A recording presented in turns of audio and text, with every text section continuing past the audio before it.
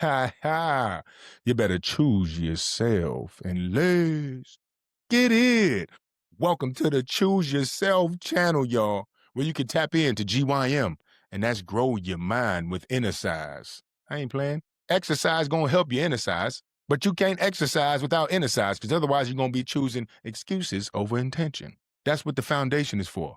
That's what the Choose Yourself philosophy is for. That's why you got to embrace your story, because a lot of those voices from your past, those projections, those judgments, those excuses come from somebody else, your ex, your mama, your daddy, society, your color, your background, your childhood. Where is your power? It's in that. The stuff you don't want to face. And if you don't face it, you're going to be powerless. But if you face it and embrace it, you're going to be powerful. Which one are you going to choose? That's the beauty of humanity. We got the power to choose. In between our emotions and our actions, there's a space. And in that space, you can lose yourself or you can choose yourself. So stay tuned in if you're trying to choose yourself, because that's what we're going to do. My book is available now for the full philosophy based on my story.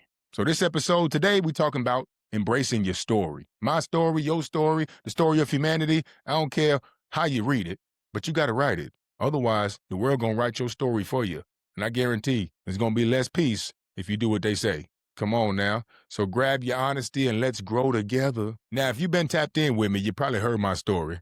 I spoke on stages in high schools. I've spoken to recovery groups. I've spoken in institutions. I've spoken online, several podcasts and shows. But I'm going to give a quick synopsis since this is episode 2 of my story. If you want to know more details, get the book. It's all in there. But still, I will get into more details on the Choose Yourself channel podcast than the details in the book. So this is where it's going to get juicy and loosey and choosy. And they're doing toosy. I don't know. That's some new drug the new kids be doing. Don't do drugs, y'all. Okay. Conscious expansion only and de-patterning. Now it's about the balance. We'll get into that later. Okay. Because it's still time to turn up and enjoy yourself, but you got to have the systems in place to replenish and recover and know the source. All right. My story started as a little young mixed kid.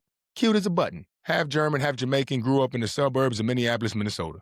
Raised by a single white mom who worked doubles every day as a server. I used to go to work with her and be a busboy instead of going to daycare. So I've been in the service industry since I was 8. Been bartending ever since. It's a nice job on the side. You get to meet people. You get to embrace your personality and communication skills, which is what I love to do. When I was 10, my little brother was born. When I was 16, he died. When he died, I pulled the plug. That day, I went and played in a basketball game. That became my mask. Sports was my mask. Long as I had the dream to play in the NFL, I didn't have to face the resentment towards the doctors, my parents, towards God. I didn't have to face the anger, and I didn't have to face the shame for not being there enough for my little brother. So I just kept burying it under touchdowns, slam dunks, home runs, and fast-ass 100-meter dashes. But eventually, the inside matched the outside. I quit basketball senior year. I quit track senior year. I went D1, dropped out from that, went D2, got kicked out from that, had 5 knee surgeries. Then I went right back to my mom's crib in a matter of 1 year. All those happened. Now, that is the merest truth, chapter 1 of my book. If you don't embrace the stuff from your past, your life will start to reflect what's inside. If it's anger, fear, vulnerability, victims, you're going to be sabotaging the life around you to align with your belief system inside. So that's what I did. Then I got to a turning point. Step 1 of the Choose Yourself process said, damn, I got to go back to school. I went back to school. I went D3. Went D1, D2, sat out for a year, went D3, graduated, okay? When you talk about your dark days can still look light in front of other people. You got musicians, celebrities, leaders who commit suicide out of nowhere, and you're like, oh, I would have never known. Because the dark days are in your mind. That's why you got to grow your mind to control your mind. You owe your mind to console your mind. It'll blow your mind. Graduated, got my degree. Got my 4-year degree in 6 years, went All-American, tried to try out for professional, broke my ankle. Couldn't travel because of some choices in my past where I got kicked out, got into a fight, caught a felony, and I can't apply my degree. I can't get a crib. I just broke my ankle. There goes my identity. Back into my dark place. Now, this is the darkest place. The first dark place was my little brother. The second one was when I got kicked out of school and had them surgeries. The third one was when I lost my identity, had no school, and still ain't faced my little brother. Now, I got locked up in solitude. And in solitude, the Choose Yourself process was born. Now, if you're not going to put yourself in solitude, I guarantee your life going to put your ass there. Either through sickness, loss, inspiration, new life. You might lose your family, friends, kids, time, money, business. Eventually, you're going to be like, damn, I keep losing shit. Well, because you've been losing yourself instead of choosing yourself. Now, the first phase of the Choose Yourself process, the next 5 episodes, each episode is going to be dedicated to that Choose Yourself process. Now, I'm going to keep the solo episode short, about 15, 20 minutes. And anytime I have a special guest self-chooser on, we're going to do about 30 to 45 minutes, unless the combo is juicy. Then we're going to keep it by the hour. All right? The choose yourself process. First, turning point, when you get done dealing with your own shit. Second, evaluate your environment. Imagine you got a bubble around your body. Anything that penetrates the bubble is penetrating your mind, body, spirit, and your understanding of yourself. What you're watching, what you're listening to, who you follow when you scroll, what you're saying to yourself, to others, how your mouth smell, how your crib smell, how your body smell, what you're listening to, the podcast, who you follow on your feed, the news. How long do you hold on to someone else's judgment? Did somebody say something to you when you was younger and you still believe it now? How long does it last? Evaluate your environment. Step 3, the foundation. That comes in 6 pillars. That'll be a whole nother episode. I do 8-week courses on the foundation.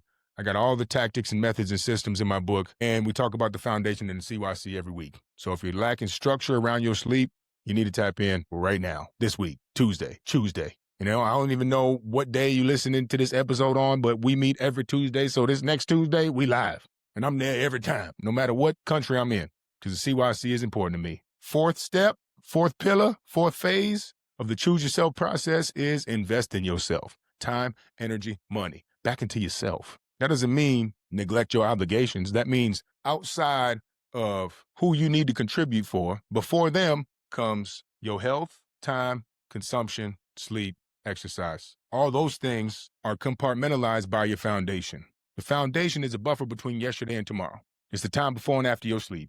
Because outside of that time, you're going to be consuming and providing to someone else. Scrolling on your phone, driving to work, picking up your kids. But you need that time for yourself. The golden nugget in your life. To live a golden life, but not a golden shower. What? Hold on, I ain't never done that. Come on, we might get some freaky guests on here. Actually, I think we will. I forgot her name, but she's a sex worker, and I really want to know how choose yourself applies to people who be slanging pussy. I don't know. I don't got no feelings about it. I don't care what you do, who you do it with. As long as it don't impact the next generation negatively. That's all I care. Now, 5th phase, creation and contribution. That's when you start to see your old version in other people and you want to pull them up to where you at. You ain't got to be an expert. You are an expert on your own life already. You just got to embrace it, understand what you learn.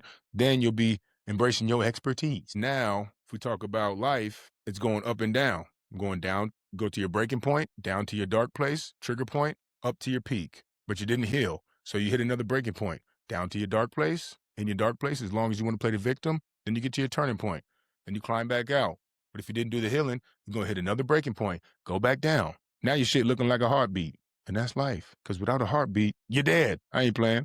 So more details on my story in my book. But that's the basic synopsis of it. I skipped a bunch of details. There's a lot of judgments from my family. There's a lot of stuff with the justice system. There's a lot of stuff in these schools and in my childhood that I've skipped over. This is just the basic main points of my life. So that's why I'm so passionate about embracing your story, because once I wrote my book, I was able to move differently because I already embraced it. I had to in order to see how I wanted to be perceived by others to put into this book, Choose Yourself to Be Chosen.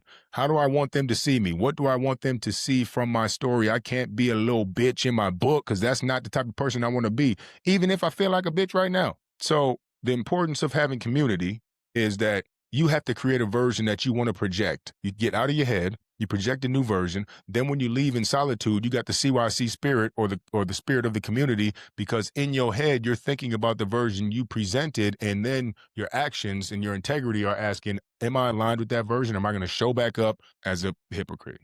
And they don't call me Hypocrite Hakeem. Come on now. So when it comes to your story, start by going to the days, the times in your life that turn your life into before and after. Start with those. Write down what the victim's mentality is from that. Flip it to a positive. For me, oh my God, my dad wasn't around. Now I don't know how to communicate with men or take direction from men. So I freaking got an attitude with all my coaches and all the police and all this. But I flipped it to, okay, Pops wasn't around. At least I know what not to do for my kids. Thank you, Dad.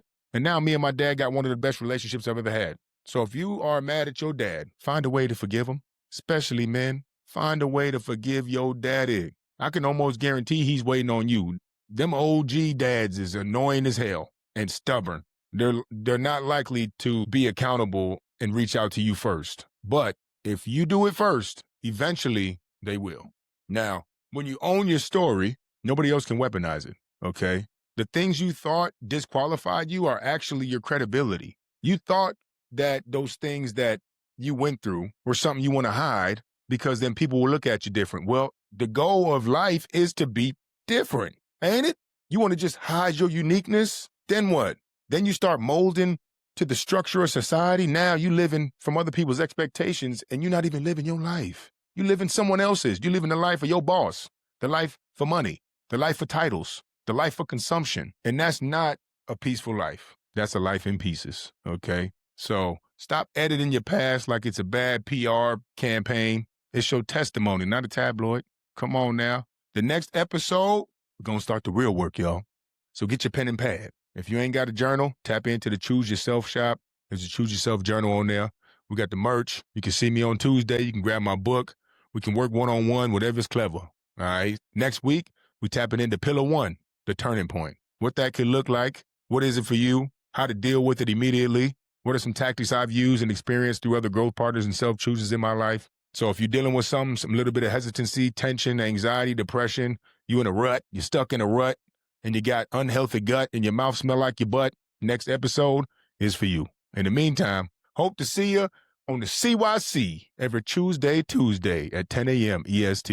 You can tap in with me, activate your profile, 1 week free trial to see if it's in alignment with your assignment from your creator. In the meantime, in between time, big dream time. Keep the gratitude in your attitude and always seek to GYM, and that's grow your mind with inner size. You better choose yourself and let's get it.